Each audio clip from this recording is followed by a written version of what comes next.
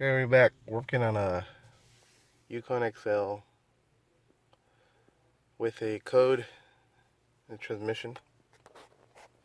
It has 57,336 miles on it.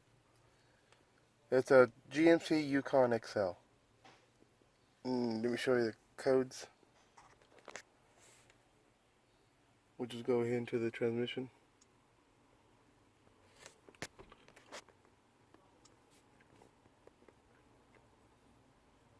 Alright, it has transmission flow temp sensor performance.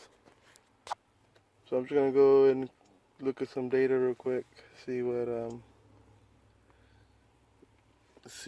this reading now. The car has been off.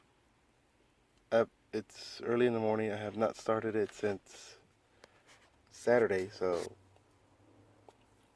the transmission fluid temperature and engine temperature should be very close to each other. Just a starting point to see where they're at. And here's the coolant. Here's transmission. So as you can see, they are off. So one's reading about 40. Transmission's 40 Fahrenheit, and the engine is 73. I want to see them kind of close to each other since I haven't started the car or anything. It's been off since Saturday. So the fluid, the engine temperature, coolant temperature, and the transmission temperature should be about the same, or even close, very close to each other. Let me show you the freeze frame. Apparently there's no freeze frame. Well, I can't get it. There's no freeze frame. Okay, I was able to get the freeze frame now. You can see here the coolant temperature is 180, about 180.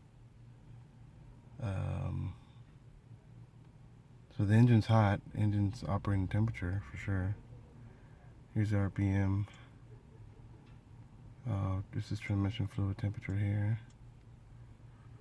So in a hot running engine, everything at normal operating temperature, the engine temp and the transmission temp should be very close to each other, or even higher than 57. So there's definitely something wrong with this transmission temp sensor. I'm going to start the car, start the vehicle, and see what happens to the temperature, if it goes up, stay the same, or whatnot. I'll come back. The transmission fluid temperature.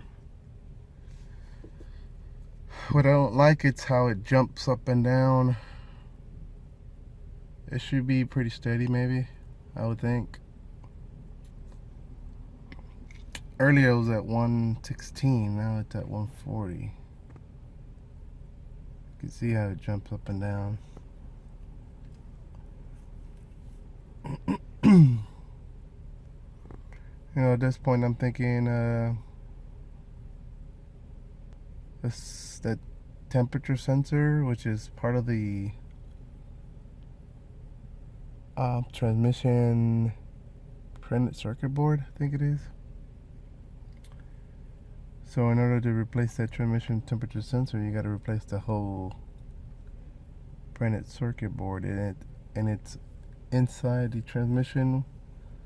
Also the transmission control module is inside as well, so there may be an issue with there too. I think my next step is to remove the pan and take some readings at the temperature sensor. Make sure I'm getting my 5 volts.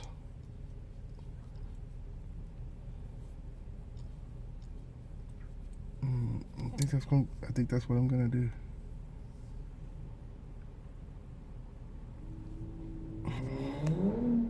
get you another shot when I do that.